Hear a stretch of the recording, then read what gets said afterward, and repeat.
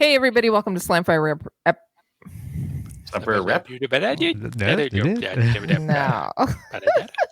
No. Borky Bork, welcome to Thanks, Dave. All right. Hey, everybody, welcome to Slamfire Rip. We're just going to episode 476. It's my day. I cannot talk all day something today. radio. Something Slamfire Radio. Episode 476. Do you know what it is? It's October 6th, 2022. I'm one of your hosts, Kelly, who cannot talk. I'm one of your hosts, Adriel, who can talk for now. I know. It's awesome. I heard you. Talking. It's your turn now, Dave. Is it? Cool. Yeah. I'm You don't Random have the show Dave. notes. Hi, everybody. I do have the show notes, but I'm like at the bottom. I'm under Kyle on the show description. I don't know. Yeah. No. And Yeah. I'm at the bottom. Okay. Anyways, I'm Kyle, and I can sometimes talk. Oh, it's at the top. Oh, there it is. Host Yes. rotation. Okay, hey, Yes. everybody. There you go. Well, that was just a shit show. That's wasn't a start. Great intro. Yeah, I'm gonna go get my ratchet and get the wheels back on the We've bus. I'll be only back in been a doing minute. it 476 times. We One day. should be able to get it right one of these days. One day. We will do Well. a perfect show. Every show's perfect. It's perfectly imperfect. Well, that's become Unique in our its own imperfection. tagline. We're like a Perfectly hot mess. Why don't we talk about what we did in guns this week? Adriel, you're up. Hunting. Did you? I went hunting. Yeah. What'd you get? Got some grouse, which was what I was after. Lovely. Took the old 22 out and shot some grouse in the face. Nice. Yep. This time, I think I could have gotten one more grouse if I took a shotgun, but I got enough just with the 22, and it's nice and quiet. And yeah, that's good. Gave the tent trailer a little quick run through, and it was great. Saw some Starlink satellites. There's a whole line of them, right from one horizon all the way to the other, like coming over top. That's kinda cool. Yeah, it was a great time. I wondered how that was linked to went hunting. Like you were hunting satellites? Not this time. Not this time. No. But Next. weather was great considering like October, like start of October, the weather was pretty fantastic. So yeah, we saw some deer, saw some grouse. Just on my way out there, I was like, I'm gonna stop at Cabela's. Buddy of mine needed some hunting licenses, and I saw that they had the Cabela's Emax Pros for $35. Oh wow. And that's pretty cheap. I had previously gotten their Emax not Pros, and these are their old style ones. Yep. These ones have a dial to turn them on, and if you forget it on, they just die. Yeah. Because Those you know are they like the don't. old Caldwells. Yeah, they don't have any auto. They don't have an auto off or anything like that, so they just kill batteries, just like the walkers do because they're crappily designed.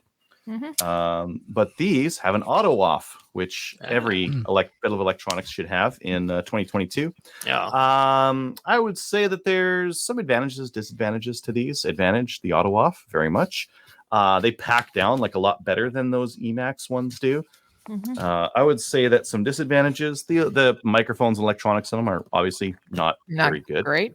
Yeah. No, Not but for like $35. $5. I'm comparing them against like a $200 set, so they're not as good as those. I compare them against the Howard Lights, they're not as good. But the Okay. Howard Lights these days are $70-$80. Yeah. I think primarily the problem. See the microphone? Kind of Oh, in a silly location, weird. right? Yeah. Yeah, One mic or two? two. One for It is Oh, stereo, really? so it's got Oh. both sides. Yep. You can see that it's on right now. It's got like these buttons are not very clicky, not very tactile. You can just turn it on accidentally, which now I've turned it off. So the electronics aren't that great. The mics aren't in a great spot, but it's $35. My guest EMOFs used to be the Walker Razors, but they keep leaving them on and killing the stupid batteries on them. No such with these. And the cups, I do like the cups on these ones aren't that bad. Like they're not super cushy, but they're cushy enough and they're deep enough that they're Okay. comfortable for people to use and very compact. Oh, stupid flat. Look Why at are they the top square? of- Look at Are you the a robot? top of this thing. Look at that. How is that supposed to fit anyone's head? It's just completely flat on top. Fit Iceman from Top Gun. Yeah. Now, like you don't have a lot of pressure. Like these things don't like just the clamping pressure on your head is enough to hold them up. So like you're not getting a lot of weight on top of there anyways. It's just probably I don't think it's correct. I don't think it's correct to do that. But they do collapse nicely. So that's those. I got some cross mags, the Gen 2 versions. I'm going to show you guys the two of them side by side. So it's the Gen 1 on this side, the Gen 2 on that side. Gen 2's got a little bit more of a textured outside to it, a little bit more grippy. They also have just very slight differences in the feed lips. The Gen 2 starts just a little bit further back so that the rounds can come out a little bit sooner. They said the follower's different. I can't tell the difference between. Oh, there's a tiny, like at the back there. There's a tiny difference between the two of them in how they engage the bolt hold open. Otherwise, I can't tell. They said they optimized the feed angle. My old ones ran fine, so maybe these ones will run finer. I don't know. Maybe. It'll probably run just fine. It probably won't make any difference on that side. The textured on it is kind of neat looking, but like pros and cons, this textured should be easier to grab. But if you get it dirty and clay in there, it's going to be a bugger to clean because this one was like basically like smooth, so you should be able to clean it off fairly. This is you're gonna just scrub it out with a brush or something like that, right? And Chaz is pretty clay and pretty muddy in the spring, so if you drop a mag in the mud, it might just be muddy for the rest of its life. You're never gonna clean it out. I was sharpening some knives. You guys know those kitchen knife things with like the thing like this used to shine up, sharpen them. I was sharpening some knives with it, and I hate those things. Did you cut off the finger? No, they're just not that good for. Like, I was hoping that you were. Never mind. You were hoping he cut off a finger. Wow, Kelly! Wow, I'm gonna go get you that coffee right now. I've been watching Jeffrey. I've been watching a lot of the Dahmer episodes on Netflix. Chips. No, I still got all my fingers, but they just don't sharpen that great. No, they don't. So I ordered a Lansky. I ordered a Lansky sharpener. I want to be able to sharpen my blades properly, and like those take a lot of time. And there's like it's mostly just a time thing, but they do a great job at sharpening knives. So it's not that much time. It's not as fast as the kitchen, like whoosh, that thing. That thing's quick. But it's not getting as sharp either. Terrible edge. Oh yeah, but it'll hold the edge for longer too if you're getting a better edge on it and the angle that you need. Well, exactly. You got 4 different angles you can choose from. Yeah, they go all the way from like your big chunky guys to your like hunting blades, kitchen blades, and then like razors. Yeah, and so I got the one with like 4 stones. It was like $70 on Amazon. Good. Yeah. So chunky. I'll be sharpening some knives at that.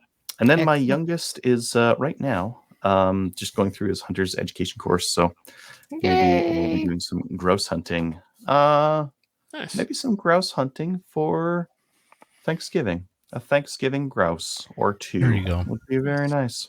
I do have 2 grouse breasts in the fridge upstairs. We haven't cooked them yet, but maybe we'll just add on to those. And for Christmas, we'll just have like a ton of grouse. Nice. Grouse bacon wrapped grouse. Ooh, what kind of recipe should I go with here? Yes, bacon wrapped. I haven't tried or It's better than that. Bacon wrapped and throw them on the. Well, they're not that big, but you can throw them on the smoker for a little bit. A little bit of smoke to them. Cherry wood with a little bit of preserves. I've done it. I've tasted one that Kelly Kincaid makes, and it's sour cherry preserves with bacon wrapped on the smoker. It's delicious. Wow. I'm going to get some bacon. I'm going to wrap my grouse, chop it up. I'm going to bring it to my parents' place for Thanksgiving, and we're going to do some smoked grouse with bacon wrap on it. I like your idea so much. And we've got some of those. We've got some of those. What are the not redneck old fridge smokers called? The ones that everyone has. Traegers? Bradley. Oh. Yes. Okay. No, my other No. smoker is an old fridge. It's like those old metal fridges. And it's a big honking propane running like beast of a unit. You can run like 20 pounds. You run a full batch in there, whereas like those Bradleys, not a chance. But the Bradleys are automatic and they like control the temperature and they're just better for that kind of stuff. So no, I like your idea. Does that. Mine, I run mine by my phone. I can actually. Oh, look, the temperature's going up. Could bring it down just a little bit. Oh, a little bit more smoke. Wow. And sit in bed. I can sit in bed and play with the smoker. Not wearing your buckskin shirt while you're doing this. Ethan's going to be very upset with you. No. What do you mean my Wi-Fi's gone down? There goes the batch. We're done. Not getting out of bed for this.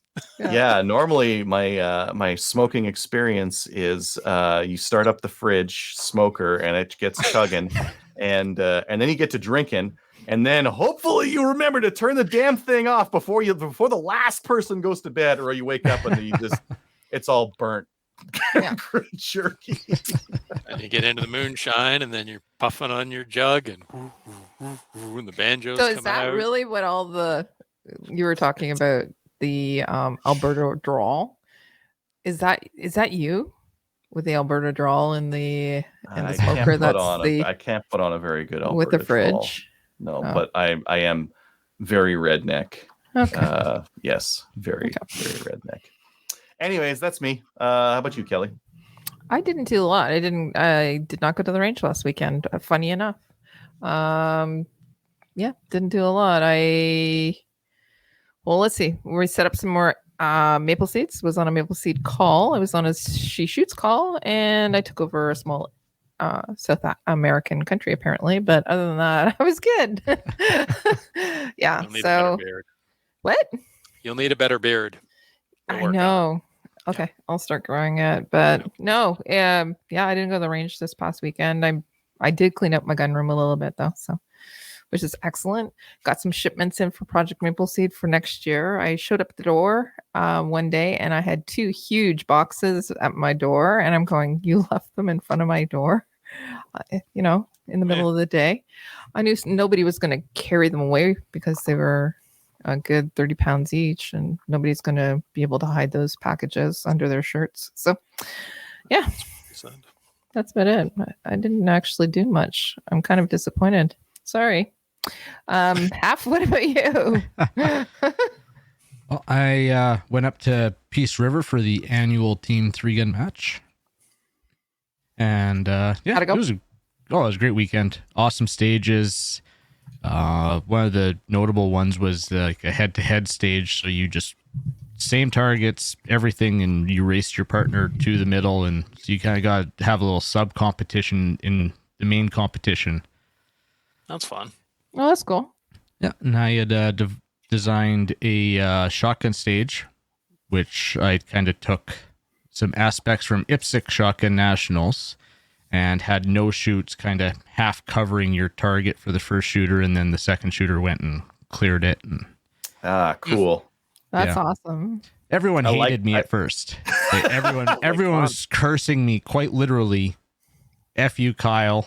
Right before the start, and then actually afterwards, I think there's probably still a few people that hate me, but everyone loved that. From what I heard, I was assuming people were going, "Oh my god, that was awesome." I like tight shooting on shotgun. Yeah. It's hard. It's not something we practice a lot, and it benefits from choke selection and knowing your patterns, and it's a different skill to exercise. Yeah, like I put a full choke in and just held the edge and just drilled them. Just like a slug hitting the plate. Oh, just hammer them. Yeah, they probably flew like a million miles. Yeah. So performance-wise, like this is a match where we really don't care about the results, but me and my partner did bring a quite decisive overall win. We ended up winning the match by 110 seconds. Wow. And did you win the costume competition? No, we did not win the costume competition. What? I totally missed the memo on the costume competition, but apparently there was one sent out. There was a couple teams that dressed up one day like Val Kilmer, and I haven't even watched the movie Heat. Yeah. And the next day, no, I haven't watched it. No, I haven't seen it either, and apparently it contains the get off best the show. gunfight scene. I'm hanging up on you guys. Movie. Move. Temporary leave. You guys are going sabbatical for 2 hours till we get ourselves right. Yeah. I did hear that it's got pretty much one of the best gunfight scenes out there. Okay, so here's the deal. Every year we dress up for Halloween. Mm-hmm. For a Halloween episode. This year, you will dress up for Halloween, and you'll dress up as Val Kilmer or whatever. To the Heat. No? Why? Okay, fine. Know. Whatever. We'll see. No, we'll see. Doesn't have the right hair for it. No. All right. But then the next day, neither of them had silkies, but I think that's what they were going for. One guy had the spandex pants with short shorts on and had a shirt tied. It was rather interesting. It's rather interesting. High speed, low drag gear. Yeah. But that's just part of the fun of the team match. And yeah, just great weekend. Crystal shot it and completed the match. Yay! Oh, nice. And her teammate actually got the award for most improved from Saturday to Sunday. Oh, that's so cool. Yeah, they knocked off because with the team match, the stages basically stay the same, and you just switch which order you shoot. Because one person will shoot part of the stage, and then your partner will shoot the other part, and then day 2 you just switch that. So it's pretty much the same stages, and they knocked 480 seconds off their time. Wow. Yeah. That's holy crap. Yeah. So they're moving on day 2. Yeah. Wow. Nice. Yeah, it drastic difference. You could see Crystal getting a little more comfortable, and yeah, they did an amazing job. Saturday after the main match, they used the head-to-head match, and they just like a $10 buy-in and ran a little head-to-head match. Cash prizes for first, second, third. So went into that, and it was a massive fail. Instead of doing a cash prize, they should do like a racing for pink slips. You should be able to like bet against someone. Whoever wins gets the other person's guns. Racing for red slips. You know what's funny is my first matchup, I probably would have taken that bet and I would have lost my guns. So a buddy of mine it was just random. You got given a ticket and then they drew for who you were teamed up against for the first round, and went out there. Okay, well, no disrespect to him, but I mean, he's a great guy. But I figured, okay, well, no, I should have this. And so me thinking my infinite wisdom, I figure, well, I'm gonna try racing through it anyways. So I'm gonna get my groove down and try and race through it. So get the shotgun done. Started racing a little bit too fast on the rifle, but got that done and got to the pistol, started running. And then when I went to come shoot my finish plate, I pulled the shot about 80 inches to the left and shot his finish plate down. Oops. Yeah. Yeah, he was over. I think he was just like halfway through his rifle shooting or whatever, and he's like, everybody behind, just you could hear him roaring, and then they're yelling at him like, keep going. Why? Keep going. You still gotta finish. So it was I wasn't the only one to do something silly or dumb and get knocked out in the first round, so we got to start drinking beer early and just laugh amongst ourselves. Well, it's good that you had a good time, though. Oh, it was fun. You can't take that seriously. Like, it's just how those head-to-heads go. Yep. Yep. In the end, when it got broken down, the quarterfinals and up, they were great matchups. They were close. You got two people on the pistol racing to the center, ended up being awesome matchups and good for spectating. Great. Nice. That's really good. That sounds like a lot of fun. Nice job. Yeah. Well, it's an annual must-go-to event. But yeah, that was more or less a little bit of a rundown from the weekend. I'm probably going hunting this weekend. Go camp. My buddy sent me a message. He wants to go out. So, and then actually last week while we were on the show, my sister wrote and passed her Alberta Hunter's Ed. So, oh, that's awesome! Congratulations. Yeah, so got someone else to take out hunting now. Yay! Nice. But yeah, that's it for me. How about you, Dave? I finally back on range at baseboarding with the ORA, so that's 2.5 years, almost 3 years. So I was just, I almost cried when I put the flags up. I was just so happy to be there. So yeah, it's I've really missed that, because that's my social thing I do. Right. Yeah. I help run matches with the ORA, and that's my outdoors, a lot of my outdoors time. And I mean, other than running into some of my gun friends once in a blue moon randomly somewhere, I haven't seen any of those people in like 2.5 years. Yeah. So the last time I saw any of them was November 2019, really. So it was great to be back out. Good to see people. We didn't have a huge number of people for the plinking, but it was very short notice. It was only like a week and a half notice that we got the. But you got out, and you had a few we got people. out.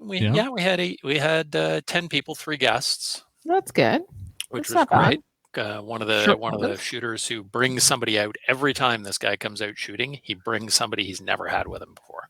Awesome. Oh my gosh, that's awesome! Every single time, like every time. So he brought a couple with him that he works with, and they'd never shot before, and they had just had an absolute blast. So they had a really good time, and hopefully they go get their licenses. Yeah. And then had a CQC, which used to be CQB match, and service pistol match last weekend with Andrew Vincent from Canadian Patriot Podcast. He's our match organizer. So I ran the range with him, and had a great time. Made me sad there were no AR-15s out. I know. But it was disappointing. But everybody had WK 180s, a lot of WKs, 21 shooters, mostly WKs, about 6 people with PCCs, all 9 mils, different ones, a couple FXs, a couple Rugers, and a couple Divorce. Okay. Any guns break on the line? Remarkably enough, none of the WKs went down during the match, which usually there's at least one that breaks during my plinking days when we're just sitting there shooting them. So I think they've probably used them enough now that anything that's broken on them is just going to break, and now they're good. They've replaced everything. Nice. Yeah, so it was good. It was really, really good to be back out. It was nice to be back out at the base, and nice to see all my shooting buddies. So I enjoyed that. So we've got a short season this year. We've got 3 more events this year, and then done for the year. But next year we're not expecting any issues. Everything should be good. It'll be a full year next year. Yeah, it's gonna be good. Yeah, cool. Still waiting on my Glock and Shadow transfers. I've heard nothing from the CFO. And that was May 30th. I think I did those ones. So I've heard absolutely nothing so far. And the purchasers, anybody else in Ontario? Kelly, have you had any transfers that haven't gone through? No, because they only bought one handgun, and it was retail. So. Oh, okay. Yeah. All mine are done. How come you guys aren't done? Because our CFO sucks. Sucks. Anyway, I did buy an FD12. I finally replaced my prohibited hunting shotgun, which apparently is a weapon of the battlefield. So my turkey shotgun got prohibited, so the turkeys are safe, not the people in Toronto. So I finally decided to buy a new shotgun because I need a new semi-auto. So What'd you get? What kind of shotgun is going to piss the Liberals off more than anything else? Good Lord. That one. So I got an FD12 bullpup because F those guys. And then I tossed it takes the mags that my ProHib has. So I had 4 mags for that thing already. Oh, yeah. So I've got mags still. So this thing came with 4 and I've got 4, and it's pretty cool. It's had some little tweaks and stuff done to it, and some aftermarket bits put on it, and I got a really good price on it. So I figured, what the heck? It's a Turkish shotgun. Reviews are pretty good. It looks evil. It's green. I like it, and it was I've cheap. shot it. It's fun. Yeah, I've seen them out on the range before, and they seem to be pretty cool. So, yeah, I may shoot 3-gun with that in my Tavor and just go all full bullpup. Yeah, you never go full bullpup, but I'm gonna go full bullpup. You got to get what's the Boberg, the pistol that's a bullpup that goes backwards. Yeah. Yeah, I should get one of those. That'd be hilarious.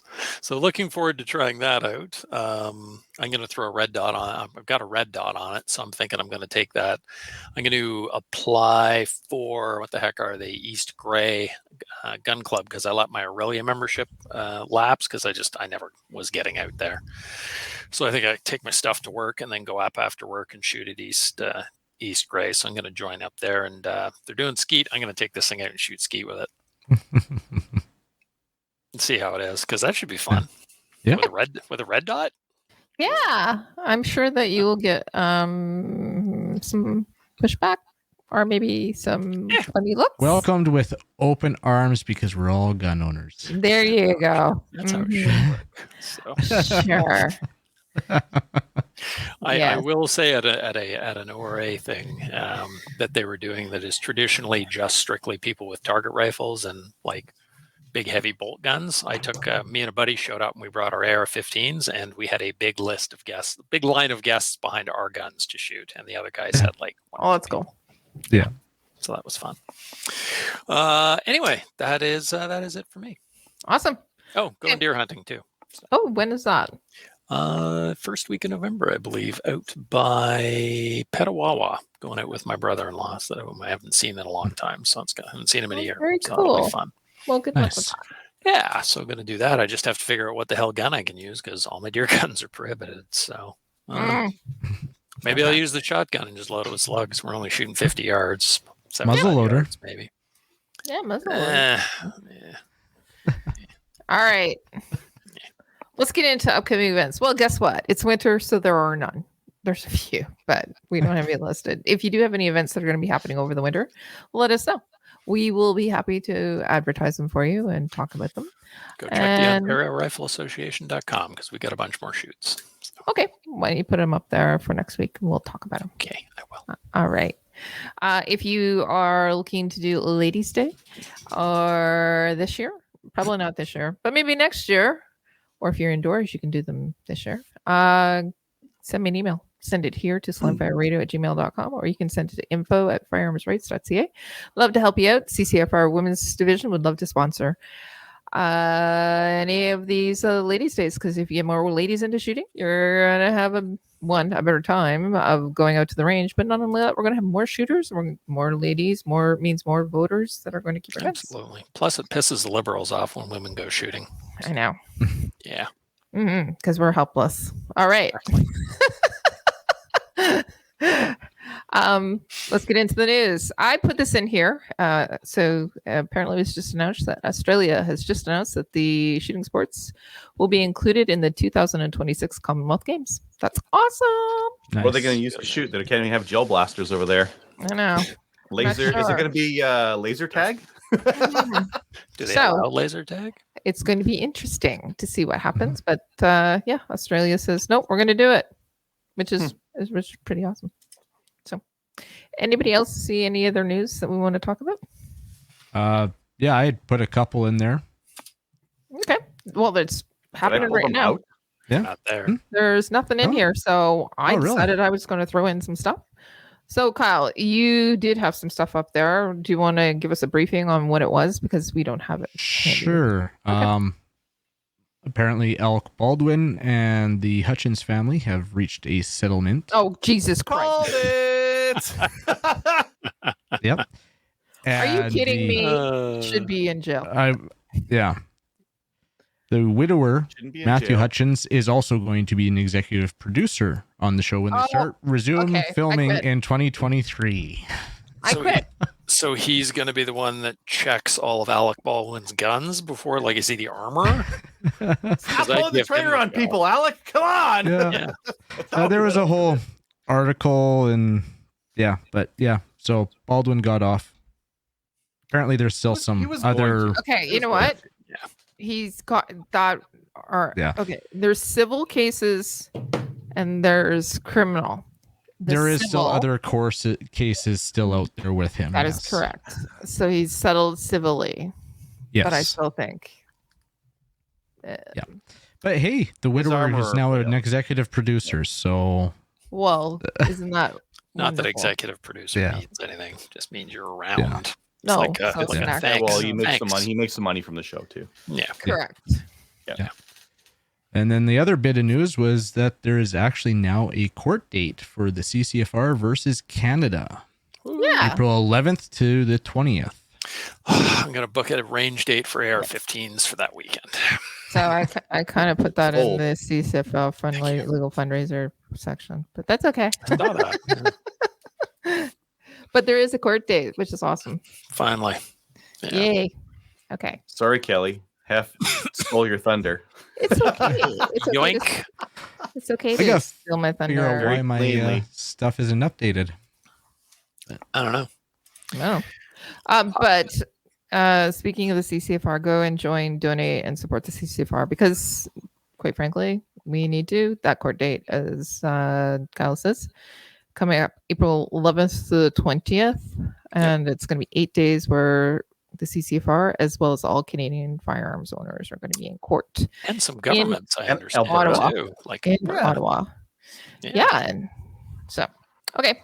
I do have one little other piece of news. It's not Canadian news, but it amused the hell out of me. Okay. Which is some dude 3D printed a bunch of auto sears for an AR-15 and then took them to a New York gun buyback and forced them to buy them back from him. Buy them back. So he made $21,000 US, and they didn't have enough money, so they offered to pay him later, and he said, "No, I'll be taking my money now, thank you," rather than leaving with these illegal devices. So they had to go basically to the bank and go get money to buy gift cards to give him for these autos. I think that. So right now, C-21 is being debated in the House of Commons, and I think that news prompted some questions in the House of Commons as well, because they were saying, okay, for buyback programs, does that include illegal guns? And the Liberals said, well, yes, it does. So they'll pay for illegal guns as well. Oh, really? Instead of the ones that we have legally bought. So, yeah. So they'll buy illegal guns as well? Mm-hmm. So not recommending anyone with a 3D printer print off 500 AR-15 lowers and take them in because that would be illegal. But maybe put some thought into that. Don't break the law. Don't break the law. But that would be hilarious. That question was put forward in that during the questions. So they will buy illegal guns. Interesting. Very interesting. And somebody has my tax money back. Not that I'm going to break the law because that would be illegal. Yes, it would be illegal. All right. Let's get into my show notes is updated. Malicious. It's a miracle. Thanks. Anyway, malicious compliance is the best compliance. Okay. It's always a pleasure to have you on the show, Dave. You can go ahead now. I'm done rambling. All right. Adriel, why don't you tell us about some new gun stuff that you put in here? I'd love to tell you about some new gun stuff that I put in here. Mostly sales and that kind of thing. I see that. A couple of good ones. Tenda's got the Tavor 7 for in 308 for $3,200, which seems like a good deal. They've got it in OD green, no black. They got it in tan too. Tan looks stupid. OD green. Yeah. Really, I kind of like Tavors in olive drab. I think they look sharp. Like the tan? I do like the tan in real life, the picture, but I've seen them in real life and they actually look pretty spanky.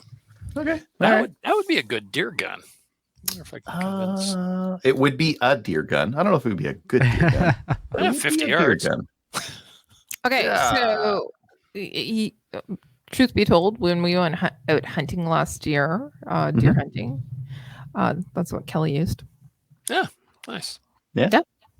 It'll work. We didn't actually get a deer, but that's what she used. Well, we did. It's the gun's fault for sure. Yeah, it is obviously that's what she used. That's cool. I'll have to ask her what she thinks of it. She loves it. Helga. Yeah.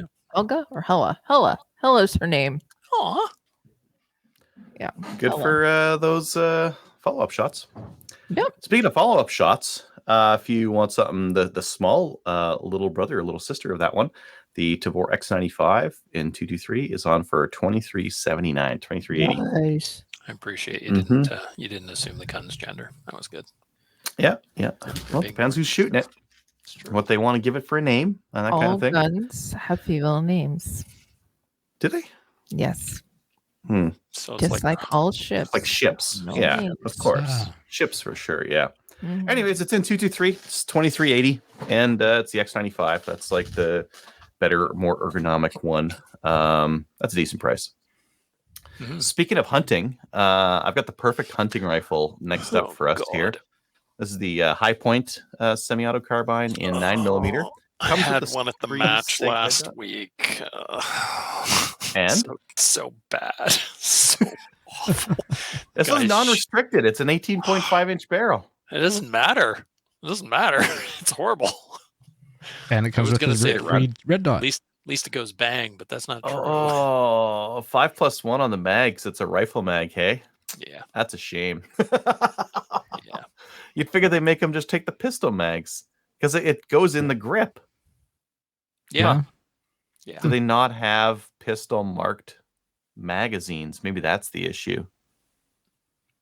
I don't know what mag those things take, but let's just say they're not a great gun. They're not ergonomic. They don't work well. They're how much are they? Yeah, they're garbage. But I mean, what's the price on $650 with a red dot? $650 with like a $180 red dot. We'll call it. No. Oh, and they're normally $1,000. Are you shitting me? Yeah, I think that's some creative marketing there. We'll put it that way. Yeah. Okay, that's a bargain at $200. Yeah, one thing I did while I was out hunting is we shot some pelicans, like some really cheap pelicans. Shot some like cans and that kind of thing. And I see Triggers and Bows has a similar thing for $25. Regular price $120. Now only $25. This might be because Stoger Brett is pulling pistols out of Canada. Yep. I'm not quite sure. It's just a break action. This is the same kind I was using over the weekend. You like crank the thing over the top. They're kind of a pain in the ass to get the pellet in there. But they're fun. But it's $25. Yeah, and they're fun. If you want a fun little gun, $25 at Triggers and Bows. Correct. The next one here I have is Saskatoon Gunworks has restock on Apex Tactical and Nomad Defense. So if you're looking for an upgrade to your trigger, Apex has like a bunch of triggers for different things, and Saskatoon Gunworks has got you on that. The next one here, Fast Toys has a couple of PDR Pro 2 holsters on clearance. They have clearance models for the SIG 1911 Max, Canic, and Grand Power. What's clearance? It is, come on, tell me a price here. $99 instead of $130. Yeah, $99. Meh. And they only have the SIG 1911 and the Grand Power. No, there's a Canic right there. Only right-handed. Holster one. Better than a Blade Tech. Yep. Better than a Blade Tech, but yeah. SBI, Spectre Ballistics, they have their Lynx 180B upper receivers. They have some Blem models that are a little bit cheaper on clearance. These are $250. So it's an AR 180B upper. These ones, the Blem is, I think you got to file the front a little bit, and the trigger might not be compatible if you got like a tall trigger pack, like the Trigger Tex and that kind of thing. But if you're looking for an inexpensive upper receiver, if you're doing a 180 build, they've got those. Sweet. Cool. Last one. Yep. I saw this. Love it. Yes, that is sexy AF. Venus V-Series. See? Female names. Valid. Yep. This is an Italian. Apparently it's very small. I don't know if he's bragging there or but yeah, it's a 22. It's a fancy 22. So it's got all your go fast PRS stuff on there. Beautiful. I think it's about 10 pounds. Yeah. Not as hot. Gonna shoot like a fast 22. Shoot like an Italian. Italian. And that's all I got for new gun stuff. Thank you. Oh, right. wait, there was one more. Campro primers have been popping up in places. Oh, yeah. Yeah, I saw them. Where did I see them first? I saw them somewhere and they were gone like instantly as soon as they went up. And then TNA had them, and they had them for like 3 hours, and then they're all gone. But the Campro primers are Bosnian made, super cheap, $359 for 1,000. I think is what I saw, which is ridiculous compared to the prices we have been paying. So watch for them. $359 per 1,000. Maybe that was per 5,000. Maybe that was per 5,000. That makes more sense. 35 cents each seems a lot for a primer. Yeah. But anyways, look for those. Those are just like the few retailers that got them.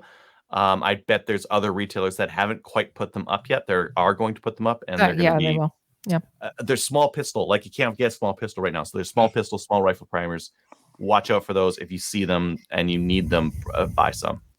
I saw some of my friends who reload. They were talking about, that they're just buying them up, just buying whatever they can get. Yeah, may as well at this point. They're not getting any cheaper. Yeah. So awesome. Thanks, Adriel. All right, let's get into the main topic. All right, for our main topic, we have Ethan from I Love Muzzleloaders. Ethan, welcome to the show. Hi, thank you for having me. Awesome. Now, selfishly, I asked you to come on because hunting season's coming up. I don't know if you can see up here, I have Traditions Kentucky rifle that I made. And as I was like researching how to finish it and all that kind of stuff, I was like engrossing myself with all the YouTube videos. And I found your videos on, I believe you had finished a Kentucky Hawken rifle and put up a series of videos, correct? Yeah. It was that was an Invest Arms. I think it was the Gemmer Hawken they had in Flintlock. Yeah. Nice. Maybe before we get to that, though, just maybe introduce yourself, let our listeners know what you're all about and how you got into muzzleloaders. Yeah, so I'm Ethan, and I love muzzleloading. I run the website ilovemuzzleloading.com. We have a podcast and some videos and things just talking about muzzleloading, and just exclusively muzzleloading, which you don't see very often out there. I got into muzzleloading, started in my family in 1937. My grandfather on my mother's side went to a muzzleloading shooting match that he heard about on the radio. He and his brother and some friends drove down in a Model T to go watch this shooting match, and then my great-grandfather then said that next year we're going to go back with a gun, and so that kind of started my familial love of it, really. Later on, my father's father would also get into it when he came back from World War II. So for me, I grew up and didn't really know that there were other kinds of firearms for quite a long time.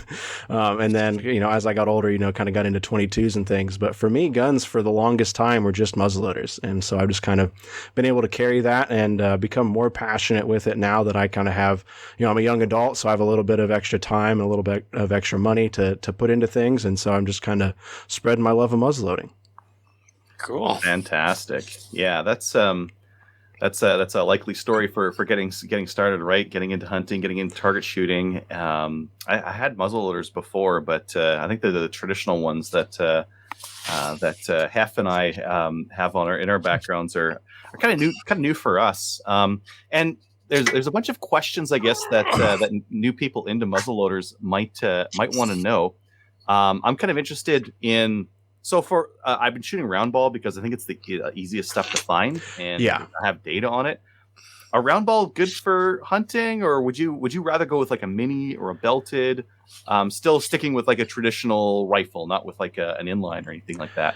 Right. So I kind of look at it in the historical context. I think that if we look back through time, there's been more game taken with a round ball than just about any other kind of projectile. When you think about the length of time that muzzleloaders were used, for 600 or 700 years, that's all we had. And we were primarily through that time shooting a round ball and lead shot in some of the, other game rifles or shotgun smoothbore kind of things that were out there.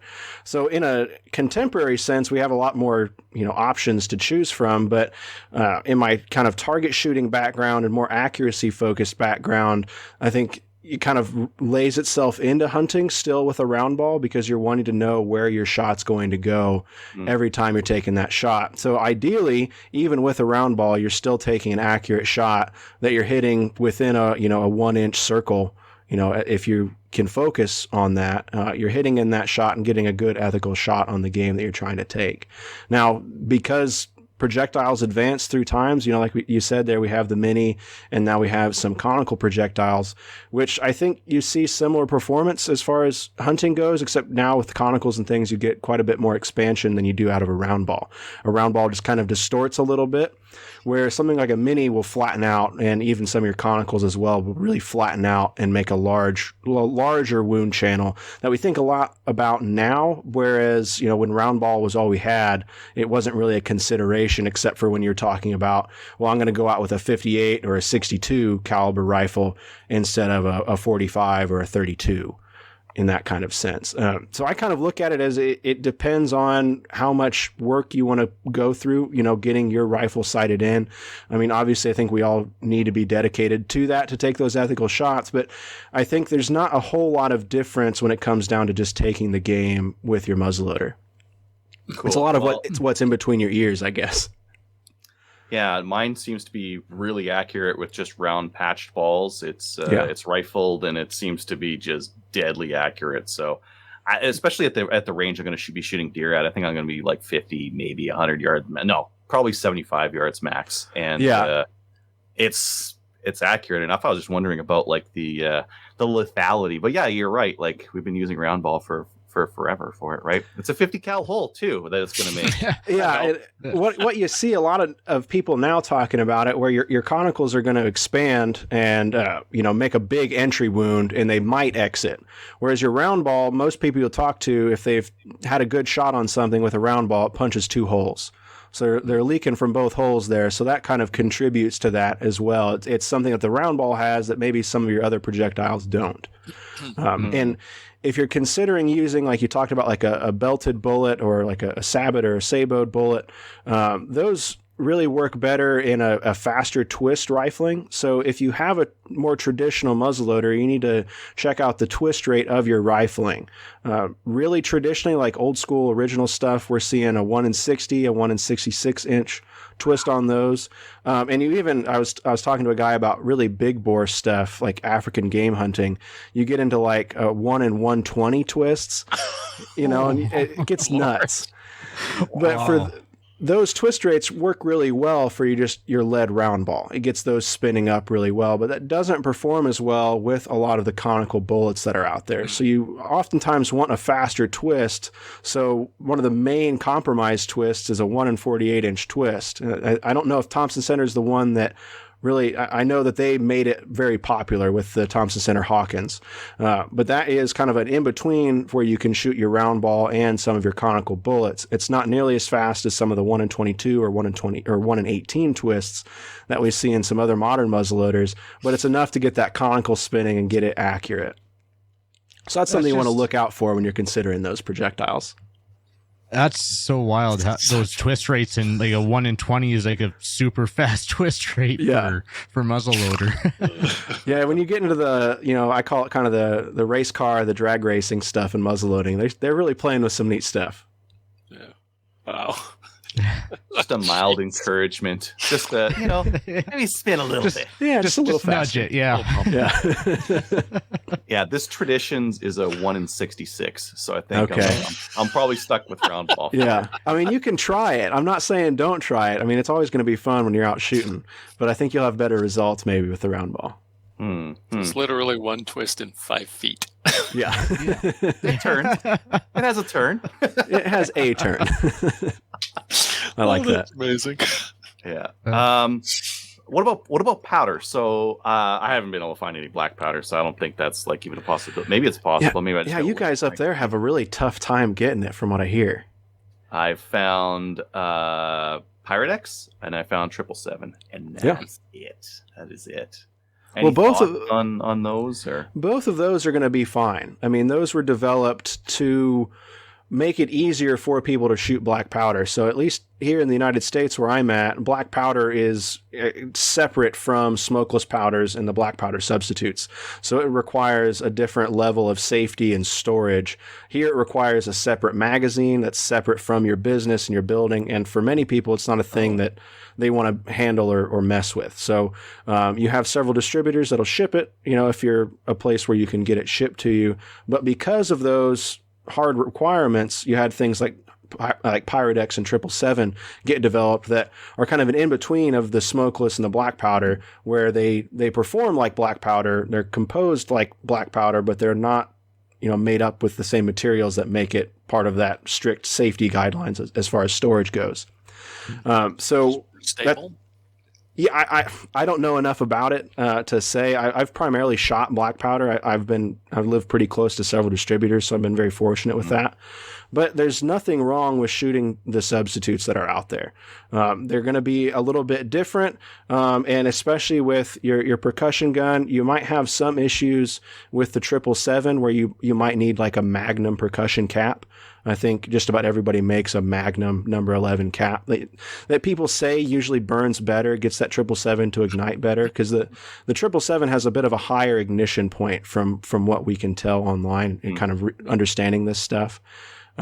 But your pyrodex and 777 are going to be fine. Like I said, the only difference you might see is your ignition point is a little bit higher sometimes. So a lot of people have difficulty with 777 in a flintlock, getting that to go off just because the temperature isn't high enough. But tons of people use it in their percussion guns, in their percussion rifles, and it's really popular in cap and ball revolvers. I mean, that's like the go-to thing is some pyrodex or some 777 in those, just because it's so accessible.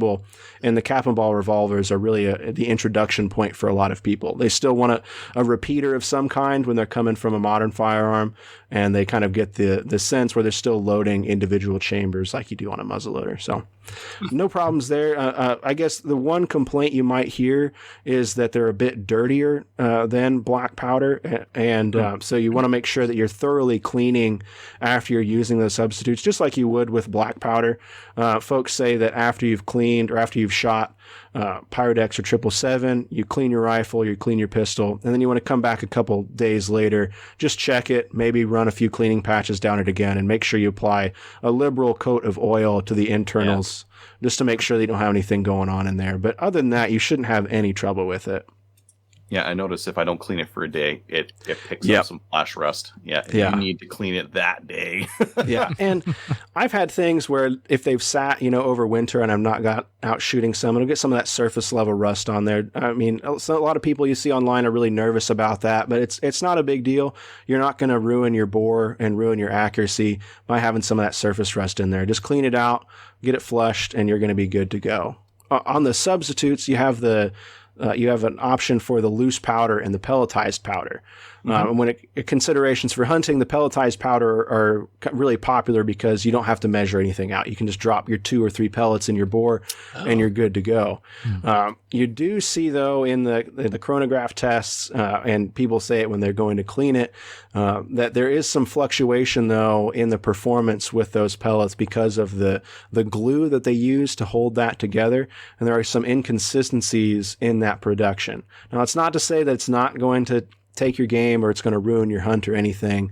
But just when we're getting down to like the nitty gritty, we notice differences in those pelletized versions of those powders. So you'll see a lot of people recommend using just the powder version of those powders and pre-measuring some charges and putting them in like a speed loader if you're worried about a follow-up shot when you're out hunting. Yeah, but yeah, no. Do. Yeah. Like the pellets, I used the pellets before when I had an inline and it was using like the shotgun 209, but with right in the back there. Yep. But with this one, like this guy has a cap that goes in from the side. I don't know. I didn't feel great about it. Like just hitting the side of one of those pellets. It didn't feel like it would get like, maybe it's fine. And I don't know, but I just went with loose powder. Just seems if you have air around your spark, you're going to wind up with inconsistencies. Well, with the 209s in the back, you get fire right through the middle, and the pellets have like a hole. They have a hole in them, and then you have the star design as well. Yeah, which I that seems great, but just like on a side lock, so I'm just gonna ram into the side of like this glue powder mix, which probably will work, but Yeah. I didn't feel great about it. But, yeah, you need to be confident in your equipment, Adriel. And the loose powder is fun too. I like just like dumping a bunch of powder in the Yeah, you kind of connect with history a little bit there. It's really old timey at that point. Yeah. Yeah. Go ahead. Can we dive a little bit further down into this powder rabbit hole? And I know I've heard all these terms growing up, but really I have no idea. And I'm sure there's a bunch of other listeners. Can you kind of describe the differences in the powder? Like I know on the black powder side, you got like F, triple F. I'm sure there's some others. And then going into the new stuff like the pyrodex and the 777 and that. So black powder, as far as we know in history, has always been separated by some kind of F granule, and it's the same black powder. If you're talking about true or real black powder, all of your Fs from 1 to 4 are all the same powder. They're just ran through a screen, and different sized different sized granules are taken off and lumped in with each other. So you have 1F, 2F, 3F, and 4F. 1F is traditionally a large caliber cannon or large caliber like smoothbore musket. You're thinking like a Brown Bess or your Charleville, kind of your big bore military grade powder. It's the same powder, the granules are just larger. And then your 2F is really your most common powder. So it's a step down from that 1F, but it's what a lot of people are going to use in their 50 caliber muzzleloaders and up, is kind of the rule of thumb. Is with 2F, you want to go 50 and above. Now, when you get down to the nitty gritty, the differences between using 3F and 2F in different kind of muzzleloaders doesn't really change unless you get down into like below 40 caliber. You can run pretty much back and forth. You don't want to use, there's just not a whole lot of difference. There's some things in there on safety that folks are concerned about on pressures, but it doesn't change a whole lot from as far as anybody in the contemporary space can tell. So your 2F is going to be the most common powder, and then you kind of come down to your 3F with just a little bit smaller of a granule, and that's going to be most commonly used in 40 caliber and under. Your transition between 45 and 50, it's really kind of hit or miss, but like I said, that general rule of thumb is going to be 2F for 50, 3F for below 50. And then you get into 4F, and 4F is really your first super specialized powder, and that's primarily used as a priming powder for quick ignition in a flintlock. So that's the little bit of powder you're putting, I don't know, like 3 to 5 grains or so on a measurement into your flintlock priming pan. You're closing the frizzen, racking your cock back, and that's what you use to ignite your main charge in a flintlock. There are stories about 4F being used as a main charge being a bad idea. I haven't personally experienced that, but it's this kind of thing that I've heard enough that I kind of stay away from it, and I recommend that other people stay away from it. A can of 4F can really last you a long time because you're just using a little bit of it each time you're going and shooting. So, sticking to the 2 and 3F for your main charges, and that 1F, if you got something really big and that's all you can get a hold of, it doesn't hurt to use 1F, but 2 and 3 are your most popular powders out there. You can find some 1.5F, which black powder cartridge shooters like a lot for those, kind of Sharps era rifles out there. But as far as muzzleloading goes, that's kind of how those granulations work. And that's really inspired the pyrodex and the 777 granules as well. So you'll see the bottles marked with the same designations of 2 or 3F. I don't know personally how much the difference matters in modern muzzleloaders, which are primarily using that 2 and 3F. But if you're using a substitute in a traditional muzzleloader, I think it's best to stick to that same guidelines on 2 and 3F based on your caliber, even with those substitutes. Because they perform so similarly, the manufacturers just kind of stuck to what's been used for so long just to not confuse anybody. And I think that was smart, not that my opinion matters on it, but it makes it easier for you to understand and say, okay, I can't get black powder, but I need to use 2F. I can pick up a can of 2F pyrodex or 2F 777 and go do the same thing. Oh, okay. Yeah, exactly. And I think when I was looking between the 777 and the pyrodex, the pyrodex is volumetric, like the same as black powder. That's why I chose it, so I didn't have to buy different gear. Whereas the 777, I think the 777 is 15% under, some percent under that. It's flat. The nice thing about it is it's got a label on the bottle that kind of tells you the max that you should use. And as long as you're staying underneath that, and with muzzleloaders, it's neat because you can experiment with your charge with every shot. It's kind of like reloading modern ammo. You can really get into the nitty gritty of that and experiment with it. And as long as you're staying underneath that max, you're good to go on playing with that stuff. Yeah, that's what I did. It was nice being able to run like max is 110 grains, but if you want to, you can run 50, and it'll be fine. Yeah, nice little. Not that even the high test stuff gave all that much recoil, but yeah, very very nice to be able to vary it. I think for hunting, I'll go max. Yeah. Well, I would say to be a stickler, it depends on how accurate your rifle is. So like some of my stuff, I can shoot 100 grains in it, but it likes 85. And if I'm not getting anything out of that extra 15 grains, I'm going to save that 15 grains, because I'm frugal and cheap. Yeah. Nope, load up, Adriel. I've tried it. It's accurate enough at 50. There you at 50, go. I'm still getting in the kill zone on a deer, and I'm going to go max just to hammer it, just to hit that hard. Yeah. Well, just so I don't have to follow it too far, because the projectiles are quick, but they're not that quick. It's not a ton of speed you're pulling out of those things, but still enough. What's your velocity on your 50 cal? How heavy is a 50 cal ball, and what kind of velocity do you get out of them? I just did I don't know it off the top of my head. Let me look here. Oh, when I look mine up, I want to say it was 170 grains, something like that. That sounds about right. Yeah. Okay. I think I weighed one that was 174. I'm sorry, this is not riveting podcast.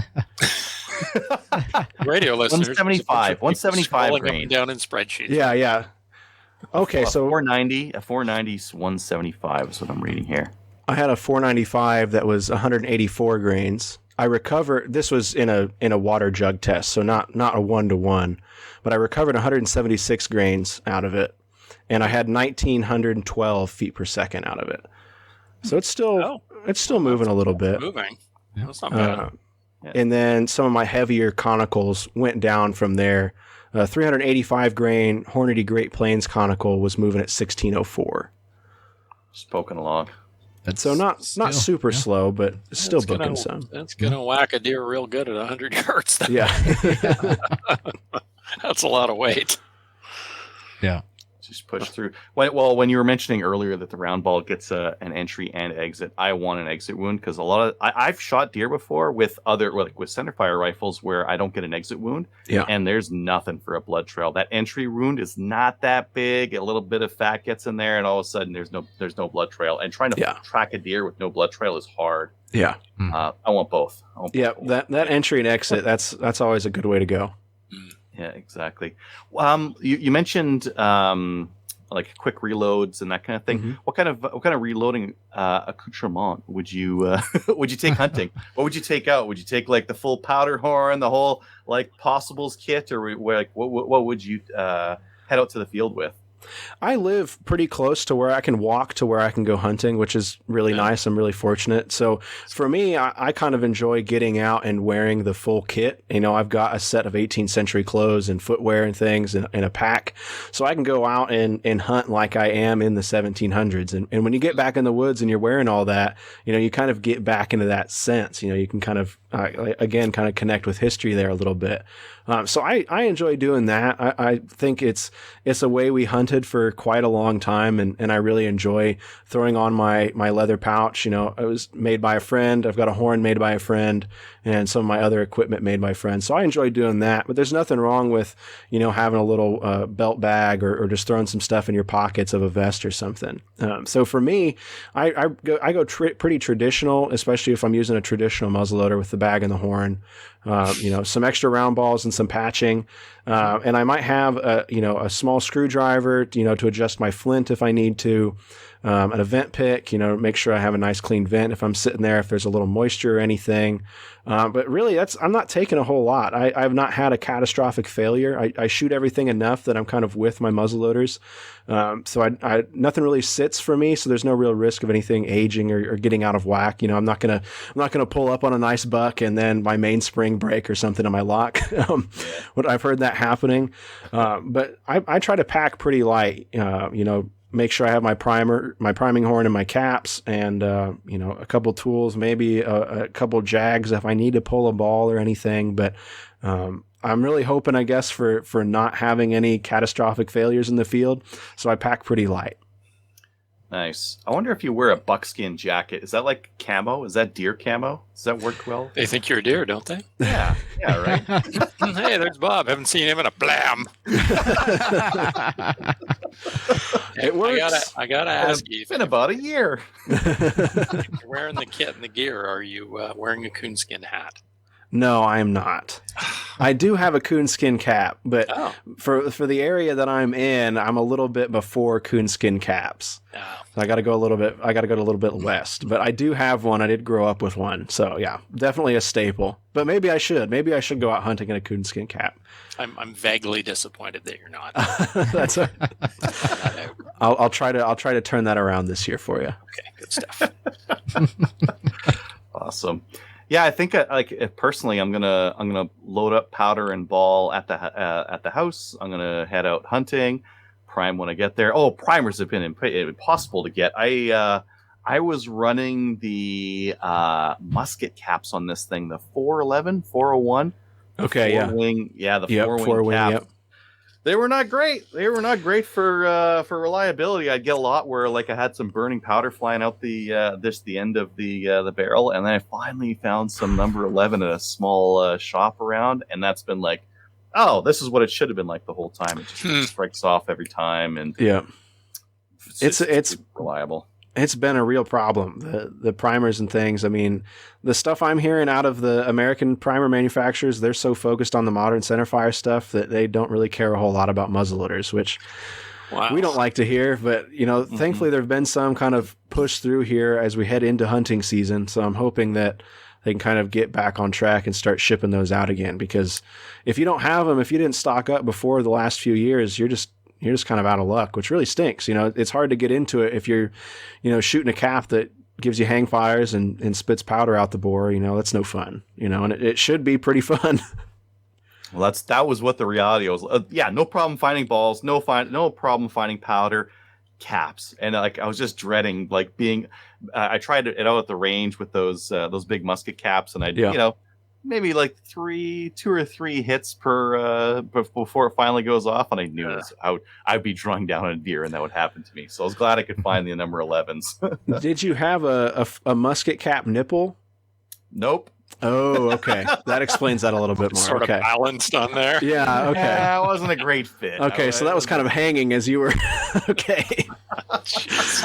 So if the only thing you can find is those musket caps, you should be able to find, even if you're up in Canada, you should be able to find a musket cap nipple to go into your percussion rifle. Should have the same threads to go into the drum on the side of your barrel. It's just diameter at the top to accommodate that cap will be a little bit larger. So that's something you might be able to get that fast so that you can get caps if you're out there listening and you only have musket caps and you're trying to dangle your cap. I appreciate that you stuck with it though. I love to hear that. That's some real mountain man energy right there. Yeah, still had to try it, and there's an area I'm hunting where it's traditional or shotgun only. So I can go with my muzzleloader, I can go with a shotgun. Okay, awesome. And I was trying the muzzleloader. It was it's accurate, but the primer thing was causing me issues. But so I was going to go shotgun, but now for sure I'm going muzzleloader because the accuracy was just great, and awesome. It's going to be close, so I'm gonna do it. That's late October. How far out did you shoot that thing, Adriel? I shot Roundball to 300 on steel. Yeah, oh, nice. Making hits pretty decently reliable hits on steel. Yeah, at 200 and 300, you just really eyeball a lot of drop on. Yeah, kind of this group of leaves I'm looking at, and yeah. Yeah, it was about 4 yards over, I think, at 300. And I wasn't running a full send powder with it either. I was going I think 70 or 80 grains or something like that. So that's lots of drop. Lots of drop. That's impressive, though, when you think about it. I mean, people used to fight with these things at 100 feet. Yeah, too close for comfort, really. Yeah, exactly. Throw it, and you're nailing stuff out at 300 yards. That's cool. Like I don't think about that. I'll think of like a Sharps with like one of the big bore cartridge rifles reaching out that far with like target sights on it. But I don't think about your little rifle that you've got reaching out that far. So that's really cool. With a spherical projectile too. Yeah, I mean, that kind of throws out some questions about conicals and bullets. Just kind of fun. We're shooting at each other from further away back in the day. Yeah, seems silly to line up. Ballistic coefficient on a ball is not great. No. The only thing worse would be square. Cube would be worse. That's about it. My father built a 25 caliber flintlock squirrel rifle for a guy. I mean, it's like you're shooting a BB. Basically, but boy, that thing shoots. I mean, if you're inside 50, 25 yards especially, I mean, it shoots like a house of fire. I mean, it's great. Wow. But you wouldn't think it. I haven't seen any like real small. All I've seen out here are like hunting size, like 45, 50 cal. Mm-hmm. Maybe the odd like brown bass that would be a little bit bigger than that. But a small squirrel rifle would be really interesting. Oh yeah. I don't know if you can see these. Yeah. I've got these little guys. Oh yeah. It's hard to tell the size. They're really small. They're about 9 mil. I haven't actually calipered them to see what they are, but a buddy of mine was selling all his guns, and he mentioned he's in his 80s, and he mentioned that when he was a kid, he lived near Ottawa, and when he was like 16, he bought a muzzleloader and never really used it. So he got powder with it and a few other things. So he asked me if I wanted them. I'm like, I guess. I don't know. It's not an AR-15, but sure. Hang it over the. It's way better. We'll disagree on that fact. So this is. I got off him, and he said it was apparently made by some gunsmith near Ottawa like 1 billion years ago who made these things. And it's got a beautiful wood grain on there. I mean, it's kind of pretty. I mean, there's I can't find any markings on it. There's no making markings or, whoever might have made it. It's 10 feet long. The muzzle is like, it's pretty worn. It's ridiculous. Yeah. He just had it hanging on over his fireplace. So yeah, I don't know if I actually will shoot it or not. I might not. You haven't shot that thing? You've had that thing in your safe? You haven't shot it? Yeah, I've had it for like 2 years. It's just insane. I don't have anything to shoot that thing. Oh man, I don't know where to killing shoot me. You're killing me. Down my county. And I think it probably needs a new spring. I'm gonna have to learn about these things, but it's pretty weak, so I think it needs a new spring. But it's kind of neat. I don't know. Yeah. If nothing else, I'll hang it over the fireplace. I'll need a fireplace. Shoot it. Shoot it. You gotta shoot it, Dave. If you got the rifle, you've got the round balls for it. You gotta shoot it. Powder, or apparently I can't get caps. But yeah, it's weird. It's like a tiny little caliber. I'm guessing with small game or just used for target shooting because it's got a big heavy barrel on it. Yeah. Yeah. Yeah. It's kind of your late 18th or late 19th, mid 19th century kind of styling, but that kind of really got popular again in the early 20th century as muzzleloading kind of came back, even with cartridge and smokeless powder. But it's got some age on it, so that might be kind of a neat piece to have. I mean, it's neat that you got it, and I'm glad you're keeping it safe. That's really cool. Yeah, I like guns. So I don't care what they are. I just like guns. So I'm like, why not? I don't have a muzzleloader, so everybody needs one. That's what I'm saying. It's kind of neat, even just to have it, right? To show people. It's kind of cool. So because it's black powder, I was looking at it, I'm like, is it safe to shoot? And I'm like, well, it's black powder, so it's probably fine. It's just a little burn. Powder in the top. Yeah. Put a ball. It's really, that's the nice thing about black powder is it's really hard to be super dangerous with it. I mean, you want to be safe with it. You want to make sure that your powder can is closed and not near where you're shooting. But really from that point, it's really hard to get up enough pressure to really hurt anybody if you're using traditional real black powder or one of the substitutes. It just can't get that hot. So it's kind of where you see a lot of people starting their kids out with it, like I was. I'm obviously lobbying for that, because I like muzzleloading. But it's a really a neat way to expose kids to it because they can see the entire process, and you can load it down so light that they can enjoy shooting it. There's a big cloud of smoke, and it's not enough to hurt them. I mean, I started out on a 54 caliber big bench gun, and it was, like 12 or 13 pounds. So there wasn't any recoil. There was a big cloud of smoke, and I was just hooked, and that's part of the neat thing about it is you can make it really safe and really comfortable for any statured shooter or anybody that's, with relatively limited exposure to shooting. I will say the first time I saw guys shooting black powder, I knew what they were shooting, but I was just kind of hanging around the range watching. I'm like, whatever. I'm like, okay, that's cool. As soon as they pull the triggers, I'm like, that's awesome. Yeah. It's that thump and just big powder everywhere, and you hear the steel go down range. I'm like, that's cool. Like, that's really neat. Yep. Yeah. That's the black powder smile. Yeah.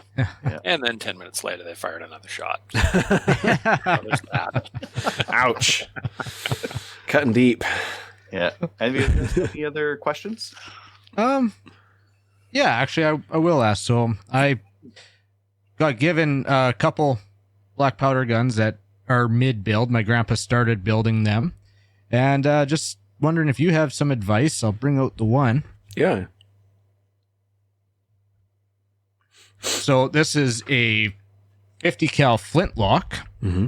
And my grandpa started building. And as you can see, it is very rough. It's been inletted for the action. But like this is just sitting in here. I put it all in here for the show. I was just wondering if you have any advice for like finishing stocks, making sure that the barrel's set right, and everything. And then like over my shoulder is the 45 cal. Yeah, it's more done. It's rounded off and it's a little bit more done. And my grandpa actually modified that action from flintlock to cap and ball. Oh, cool. Well, looking at them, all of the hard work is done on those. I mean, it's getting the lock inlet and getting your barrel inlet and your trigger assembly looked like it was in there too. That is really the hardest part about making a muzzleloader, is getting all those parts set. I mean, looking at them, if they're in there, I would just kind of go with that and assume that your grandfather got the lock in there at the right level and got it in there. You want to make sure that your lock is, especially on your flintlock, right up against your barrel. You don't want any gap between your barrel and the lock because your priming powder can get down in there and split your stock out between your lock and your barrel. But really, you just have some file work and some sandpaper work to get that polished up and finished. The only inletting I can see on there you might want to do is a butt plate on the rear end, which is relatively simple. They're really large and their shapes are really simple, and a nose cap maybe to protect that end grain out at the front. And I guess you might have to drill your ramrod channel or to get your ramrod in there. But really, having your lock and your barrel in there, you can finish that up in a few weekends, man. You're good to go. Okay, well, I do have one more other question because I do know like this one barrel, this is on the flintlock, it just spins off. Is there other stuff I need to do to finish this barrel off? Because the end cap just threads right off, and I notice on the cap and ball it's got the port coming out the side. Does the flintlock have the same thing typically? So the flintlock, you'll want to just bear down and tighten up that breech plug so that it can't come out. And you'll have guys that will put some like anti-seize on there so that they can remove the breech down the road. But traditionally, for many of us, we never take the breech plug out. We just leave it in there and, assume that those threads are tight enough. And in my lifetime, it's not going to rust out. And in yours, it's not going to rust out. So I wouldn't worry about it too much. There's some information on, especially some of the muzzleloading forums that are out there from some really experienced builders on setting that, because you really want that to be right because that's containing your ignition. But the lock side of it, though, where your percussion rifle there has a drum coming off to connect your nipple to where your cap will hit, your flintlock is going to have what we call a touch hole. And that is just going to be about a 1/6 or can't remember if it's a 1/16 or if it's a 3/16 diameter hole going into the barrel. And now that's kind of intimidating for a lot of people when you're just looking at it, but you want that to be lined up generally with the center of your pan when the lock is setting up against the barrel. And it kind of goes back and forth on whether you want it to be centered vertically. But horizontally, you want it centered with the center of your pan. And then vertically, I typically line it up in the center too. So you're at the center of that barrel flat, lined up with the center of your pan. And you can just drill that hole and you'll be fine. All of the original guns that we see all just have a drilled touch hole. They don't have a liner. Now, with modern traditional muzzleloading or contemporary muzzleloading, we have, modern materials now. So you'll see a lot of stainless touch holes or even platinum touch hole or touch hole liners that are put in. And that's just where you overbore your touch hole, thread it, and then screw in a touch hole liner. And that gives you a more durable touch hole that you can then replace down the road if you're planning on shooting. So a lot of the hardcore competitive shooters are going to have one of those really durable touch holes so that when they burn that out, they can put another one in and keep going. Okay. And again, I mean, the forums and things, there's a lot of really experienced builders out there that are sharing that stuff and sharing really good pictures. On YouTube, the Grumpy Gunsmith of Williamsburg is definitely a guy to check out. He'll give you, he just has basically a long rifle building school, and he goes into those super nitty details like setting your breech or lining up your touch hole. And he'll walk you through those in those videos, and you'll be good to go. Okay, awesome. Well, thank you.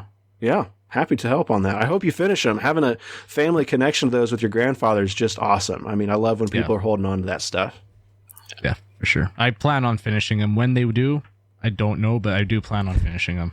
Hey, that's how it goes. I planned on finishing them too, so maybe you should finish them. Yeah. Awesome. Well, we're way past our time here, Ethan. Oh, sorry. No worries. It's all been like a great conversation. I think maybe what we'll have to do is have you on sometime in the future again. But maybe let the listeners know where they can hear about you and where they can find out more information about muzzleloaders from you. Yeah, so you can find, if you're interested in what we've been talking about, you can visit my website at ilovemuzzleloading.com. There you'll see links to the podcast where I interview other contemporary muzzleloading enthusiasts. That's builders, historians, reenactors, living historians that are going out and camping and trekking and hiking in period gear. Really try to cover as much as I can and share the conversations of people that don't necessarily get their stories heard. In muzzleloading, because it's such a small community, the only way you can a lot of times get heard is to go on a lecture tour or publish a book, and for a lot of people that's really hard to do. So I try to interview and bring their stories kind of to the masses as much as I can, to share and document their history and their research. And on the website, you can find the videos and the articles that I publish as well. It's really just a hobby for me. I'm not doing any of this full time. I'm not getting paid to do it. So it's just kind of a passion project. So it kind of fluctuates on when I get stuff out, but I try to keep a pretty regular schedule on keeping things entertaining and covering a wide swath of muzzleloading, from the contemporary original stuff up to some of the modern hot rod stuff that people are doing today. Awesome. Well, we had a pleasure having you on. I got a ton of value from the videos that you had on YouTube, and hope you keep going with it, because they're really great stuff for the guys like me I've been into shooting for a long time, but just getting back into that traditional muzzleloading. Great info out there. Well, thank you very much. I really appreciate it, and thank you for having me. I'm always happy to get out and talk about muzzleloading. Awesome. Thanks for coming on, Ethan. You love it. Thanks, Ethan. Thank you. Thanks, Ethan. Yep. Thanks, Ethan. Bye. Thanks again to Ethan. Really interesting topic. I think the guys, I think I need to get a muzzleloader now. So I need to get, that whole peer pressure. Remember we were talking about We're all hanging around going, oh, gee, everybody who's got a muzzleloader, put your hand up. Oh, it's not Kelly. I know. I feel like I'm not part of the gang anymore. I need to go and get a muzzleloader. Okay. Let's get into listener feedback. Anything on Facebook? Hasn't been really anything bad. Derek Butts said 118 days in Ontario for transfers, so that is balls. Mike Moore said my gun's probably a 36 cal, common size for smaller rifles, and that was it. Awesome. Mark said that he just picked up a CVA Stag Horn Magnum from a friend this week, 50 cal, 1 in 32 twist. So you could probably run those fatter projectiles in there, and made in Spain. These Traditions rifles are also made in Spain. A little knowledge about muzzleloaders, but I'm excited to see what it does. Yeah. So hopefully we found the main topic. I think he was really well spoken, and he was also as you can tell, he's really passionate about it. So it's fun talking to anybody who's passionate about anything, especially guns, because gun people are the best people. Yeah. Well, yeah. Yeah.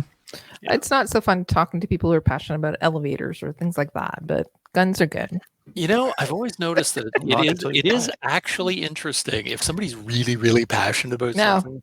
Yeah. Yes. They'll be like, in 1954, they changed the pattern on the buttons. You're like, that's amazing. No.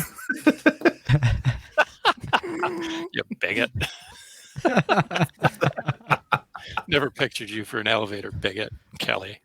Oh, elevators are fun. They're nice, but see, you're getting into it now, and you're like, well, maybe I would like to hear about elevators a little more. I know. Never mind. Okay. When did they get rid of the 13th floor? That's a good question. That's a superstition. It is. Although I wasn't. I know why, but when? It has no 13th floor. Okay, if you seriously know when they got rid of the 13th floor, oh dear. When? You've asked us. I was asking you. I have no idea. I have no idea. Okay. Well, while we're going through, this is a whole other kettle of fish, guys. Come on. Yes. while we're reading the email from Mark, who's one of our regular listeners. By the way, this is one of the best emails that we've ever received. So Mark's on tonight as well. He's listening. So Adriel is going to read it because he gets the big emails. And Kyle, you're going to go and Google when they got rid of the 13th floor. Ah. I'm already Googling it. Okay. Take it away, Adriel. Hey, Slamfire Gang. I wanted to share with everyone how my opening day played out. I'll start with a little backstory before I begin. Last August, I did my classes to get my restricted, non-restricted, and Hunter's Ed. That started my very expensive hobby and lifestyle I know today. Itching to fill my first tag, I got out with my bow today for deer season opener with bow.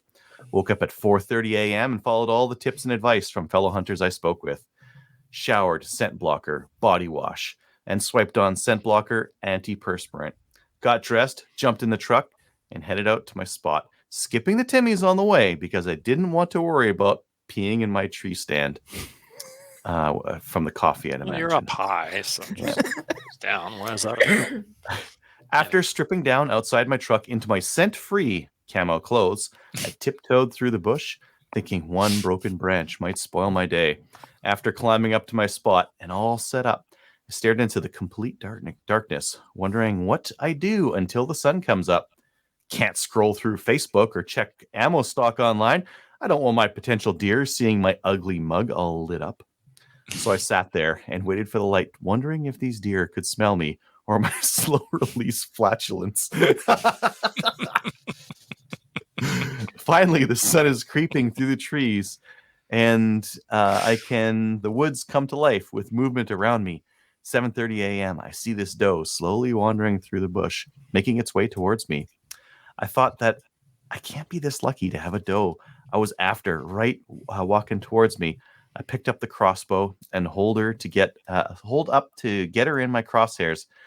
As slowly walked closer to me, my arms started to get tired and burn holding this damn crossbow.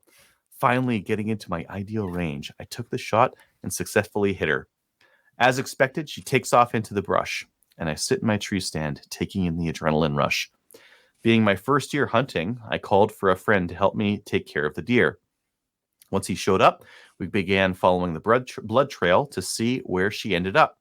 Walked through the brush. My crossbow was getting hung up on the branches, so I set it down against a tree stump, thinking I'd be able to find it later on. After wrestling with tree branches and vines, we finally found her about 300 yards from where I shot her. Ecstatic to find my first deer, I wanted to take some photos like everyone else does, and that's when my search for the crossbow began. I confidently put that crossbow down, thinking I'd find it no problem. Little did I know I'd spend more time searching for the crossbow than for the deer itself. Well, they're camouflage, right? Yeah. After finally finding the crossbow, I got to dressing the deer with my friend. Thank God he came, because it would have been pretty hard to pause and play YouTube tutorials on the process as you went on. Needless to say, I learned many things today on my hunt that will definitely benefit me the next time I go around.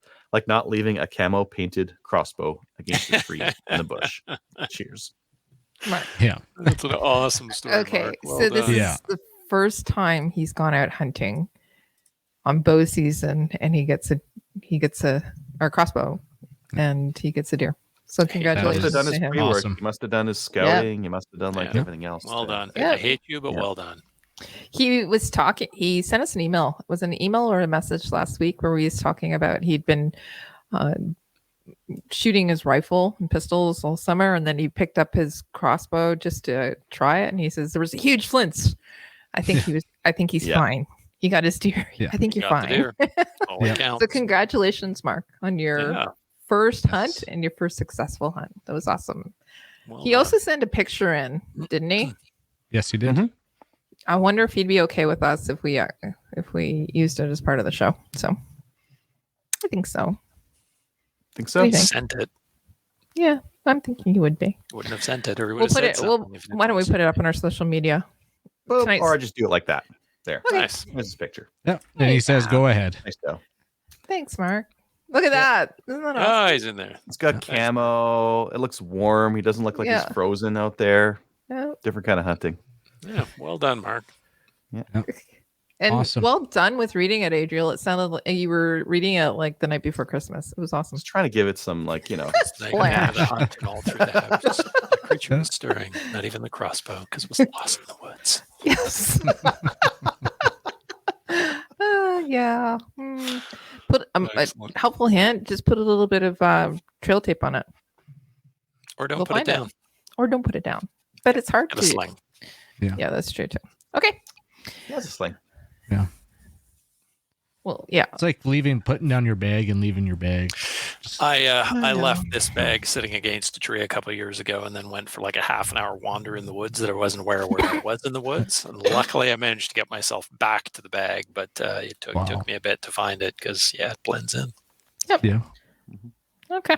All right. Don't forget, we're going to actually do a couple more things, but don't forget, if you go onto our website, there's a Cabela's link. So if you are thinking about going and getting some stuff at Cabela's, just click on the link and order the stuff, and it'll give us a little bit of money. But not only that, it tracks your sale. And then once a month or so, we're going to tell everybody what people have been buying. And yeah, we'd like to do that. So we're going to do that soon at some point. Okay. YouTube. When these go back on sale, if you need like a guest set for emuffs, wait That's what until I'm the thinking. Wild Wednesdays and then buy that. Buy Yeah. one of these things. They're cheap. I'm gonna- $35. It's good. I deal. gotta buy a couple pairs of those. That's a good idea. I had some Walker razors too, and those were my loaners, but somebody walked off with them. They So- walked. Well, they are walkers. This is true. Don't know where they went. So, okay. Why don't we read YouTube comments? Kyle, I'll read read it. read those. Okay, Dave, you read Yeah. those. I'll read. I'm helping. Thank you. From Jose V. First look at the Norinco Olympia. Hello, sir, the hunting gear guy. Oh, You've been that's nice. very formal. Yeah. Sir. Queen was dead. Oh, anyway, He is. I sir. also ordered my TT Olympia at Marstar, Canada. Pam is the person who contacted me with regards to my purchase. Can't wait to see this good-looking little 22 LR pistol. When are you going to make a review / shooting of this little 22 LR? Regards, I always watch your videos. Oh, Aw. nice, Jose. Yeah. Thanks. So, Jose. when are you going to do a video of that one there, I Mister don't know. I got it out. Hunting Gear sir. Guy, sir? Sir. Sorry. Yeah, I had it out at the range. Accuracy seemed good. Loading the mags didn't seem good. I want to like tune the mags first before I get that video up, because if I'm having the issue, probably everyone else is. So I Yeah. want to show people how to fix the issue. Does as it have part an of my awkward review. grip angle to get them in, or what's the issue? Just loading them. It's got rather than the spring being like the full length of the magazine, it's just in the front little bit, and it's a round spring. It's Oh. stupid. So there has to be a fix with filing the inside. I just haven't done it yet. I want to do that for my review so that I can show people how to fix that. Gotcha. Cool. Okay. Yes. All right. You still going to tick on the next one there, Dave? I will continue. Thank you. From Alan L. Gerson MC312 review and deep dive. Ghost load feature or lack of Maybe a waterfowl hunting issue. Maximum of 3 shells. I think for a waterfowl, like it's normal to have 2 in the tube and 1 in the chamber, and don't ghost load. Yeah. Yeah. Well, you can only have 3. You're saying without the ghost load feature, it might be an issue, but no, you can put the 2 in the tube and 1 in the chamber, and the Gersan actually, you can ghost load it without modification. I think what he's saying is maybe that's an issue because you could put 4 in there because you could put 2 in the tube, 1 in the lifter, 1 in the chamber, but they don't count that for waterfowling. Just don't do it. Have 2 in the tube, 1 in the chamber. Just don't ghost load. It's not a normal practice outside of competition. I bet you if you ask most conservation officers what a ghost load is, they wouldn't even be able to tell you. I think if you if the fish cops showed up and you started racking your shotgun and 4 shells came out, you'd have some explaining to do. Yes, absolutely. Yeah. Not worth it. So just don't ghost load it. But block it for 2 in the tube, but just don't ghost load it. Yeah. All right. Next one, Dave. From Happy Face, first link at Norinco CF98. Canada import ban soon and possible gun freeze, so y'all don't need to buy these anymore. Yep. That was the reason why I talked about that, because if anyone wanted to buy them, now you can't. They're all gone. Yeah. Yeah. So go on out and check out those videos, and you can see what everybody else is talking about too. Yeah. All right. I'm sad. Screw you, Happy Face. Miserable face. No, don't do it. No. Okay. Patreonies, thanks to all of our Patreon supporters. We did have a list here, but it's gone, so we won't be reading those today. But if you'd like to support the show, go on over to patreon.com and look up Slamfire Radio. And what? Speaking of Patreonies, I wanted to just say hi to Chris. I ran into him at the CQC match, and he had not received a patch yet, although maybe he hadn't hounded Adriel. I don't know. But I gave him one that I had stuck on my back. Nice. Thank you, Dave. No, I need more because I'm out. Yeah. Okay. Oh, well, I got a ton. Okay. All right. Shoutouts. Why don't we get into some shoutouts there? Adriel, do you have any? No. Oh, I would be giving one to Dave for picking up your slack. I'm just saying. Thank you for picking up my slack, Dave. Okay. Well, Chris is happy, and that's all I care about. So you're welcome. Okay. Kyle? Yeah, I got a few. Shout out Steve-O and everybody else who had a hand in making the team match happen and making it a huge success. All the shooters that showed up. Shout out to my partner Colin for being stand up, and Colin and I, it's been a few years since we shot together. We were able to do it again, so awesome. And a huge shout out to Crystal. She had a little bit of a rough time on Saturday, but she stuck in there and completed her first ever match. So I was going to give her a shout out too, but you I think you're her husband. I think you get rights to give her a shout out. It's fine. Fine. Yeah. Dave? If you liked it, you should have put a ring on it, Kelly. Sorry. Dave, do you have any shout outs? You guys, it's been a fun evening. We've missed you. So, missed you guys. Thank you. I try and be on a more regular basis going forward. We'd love to have you on. Yay. Yeah. Okay. I'm going to give you what? Kelly, you get my shout outs. I do. I have a couple. So I have one for Derek. Derek's one of our listeners. He's actually on tonight too. Just wanted to give him a shout out. He was here in Kingston a couple of weeks ago with some of his workmates. Dropped by the Trap and Skeet Club, and they shot around a skeet. And it was nice to see him and everybody. So he's welcome out anytime. So I forgot. I did do some gunny things this past weekend. I went to a wedding of one of all of our favorite people, Lori, Lynn, and Robert. They got married on Friday night, and so all the CCFR people were there. Aww. And then one of the CCFR people, but he's actually one of the Maple Seed people too. So Mario, one of the directors, he went to the wedding, and then I spent part of my day on Saturday with him, and it was great to see him. So Mario is one of the founding directors for Project Maple Seed. And when Dave was talking about not seeing people in like 2.5 years, I haven't seen Mario in about 2.5 years. So it was great to see him. And he's going to be at the Stittsville range for the Maple Seed. Awesome. And so it's going to be great. Yeah. So I'm super excited to see him and his wife, Sue, who's fabulous. So Let's sign out. So go on over to Gun Owners of Canada. I am not sure. Hey, Kyle, have you been updating it? Because I haven't been. Awesome. Yes. See? We pick up each other's slack, so it's wonderful. So go on over there. Say hi to Kyle because he's the guy that's posting over there. Give us a like on Facebook. Also, give us a review on Facebook too, and we'll read it here. And you can also give us a review, obviously, on YouTube or any of the other forums too. We'll read it out. Go join the CCFR, especially now that we know that there's dates coming up because they need all of our money so that we can keep our guns. Yeah. And you know what? See you next week. Night, everybody. What's San Diego? Why does it say this in the show notes? Randomly in the show notes and the logout, it says FU's. I feel like the odd man out here, man. I'm definitely not the odd man. What does that mean? It means I have to go get something. Muzzleloader. Coffee. Coffee and muzzleloader. Ask some coffee in it. Yeah. Do you need coffee too? Maybe a revolver. Maybe a Captain revolver would be fun. Oh, wait. You won't be able to get those anymore. I have a story on that. Oh, really? Mm-hmm. Do you want to talk about it now or do you want to talk about it later? Sure. My dad already knows I'm pissed at him, so. Okay. My dad had two competition muzzleloader pistols with like 18-inch barrels.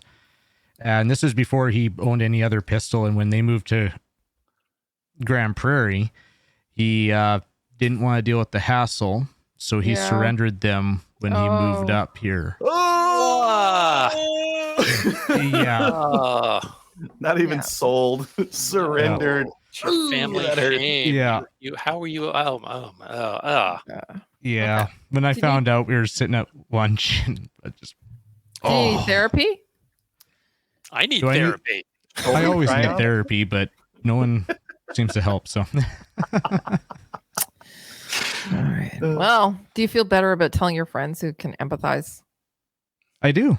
Okay, then that's therapy. That helps. Everybody, I don't know, send Kyle a hug or something. I don't know what you need to get over that. Like, it was a number of years ago. I'm pretty much over it, but I love throwing that jab. I know he listens to the show, so I love throwing that jab in him every once in a while. You're not over it because you just brought it up again. So still buried deep. It doesn't sting as bad anymore. Okay, I'll. Yes. Well, I mean, if you turned it into the police back in the day, the chances are they're still around. Find the cop in some get guns back. Collection. Okay. Not saying no, all right. It is probably in somebody's because I would think so. Yeah. One of those cops took it. Yep. Oh yeah, 100%. Yep. Okay. Why don't we get into the show then? Ready? Okay. Hi, Kelly. Hi, Dave. It's great. Yeah, it's great to have you on the show tonight. Yeah, I'm awake. Barely. Plus, I got to show off my muzzleloader. I know. I didn't know you had one. Awesome. I didn't know you had one either.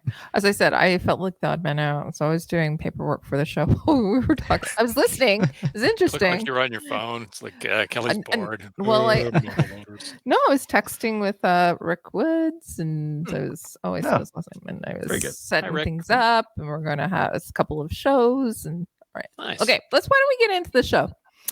Let's do the show.